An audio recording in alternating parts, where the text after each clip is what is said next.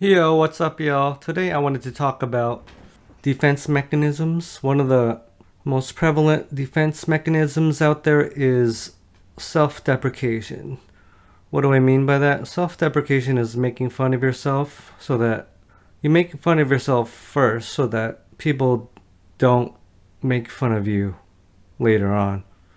So I understand how it can provide a defensive barrier against insults and other negative things that might come your way, but I feel like as we get older, we have to grow past defense mechanisms.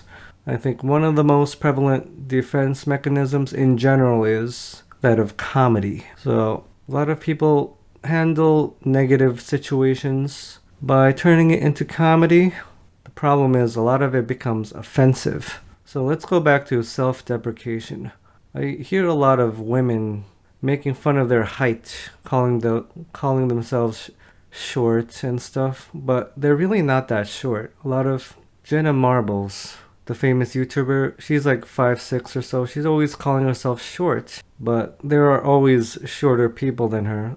So how does that make those people feel? Makes them feel even worse because they're shorter, especially if you're a man and you're shorter. So I don't think people should make fun of themselves. I think if someone insults you, you just need to brush it off. Don't insult yourself before someone else insults you. So you should be peaceful and not be defensive. So when you're making fun of yourself, you're in a defensive state. That's not a good place to be. So you just want to keep your defenses off. And if someone insults you, just let it pass. Let that energy pass through your body, pass through your heart and your mind. Don't react to it. We have to be masters of our emotions. And I don't know why the camera is flickering. I apologize. The bottom line is don't make fun of yourself because there's always someone worse off than you. And you should always be grateful for what you have, even if it's not the best. So you might think you're short.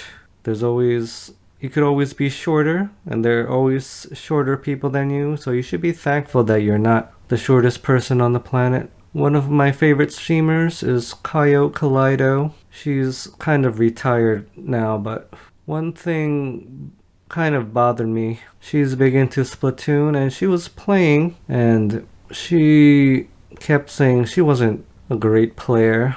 But then there was someone in chat. Okay, the chatter was complimenting her on her abilities, on her skills, and she brushed it off like it was nothing. So on one side you might call that humility, but on the other side you should take that compliment into yourself and really accept it and really be thankful about it, because that commenter, that chatter, really meant what he or she was saying.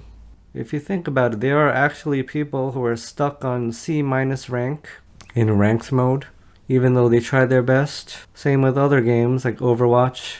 I remember there was an article on Kotaku about how this person stayed in low rank on purpose just to see what it felt like.